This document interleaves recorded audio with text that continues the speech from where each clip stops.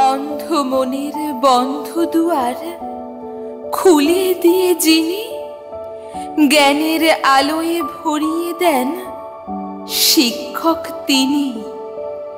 শিক্ষাদান যার কাছে মহৎ ও উচ্চ, জাত ধর্ম যার কাছে সবচেয়ে তুচ্ছ, দেশ জাতি এগিয়ে চলে যার হাত ধরে, সভ্যতা হয় আলোকিত যার আলোর জোরে, জগতে সবার চেয়ে উঁচু যার স্থান, প্রণাম করি তার চরণে, ভুলব না তার দান।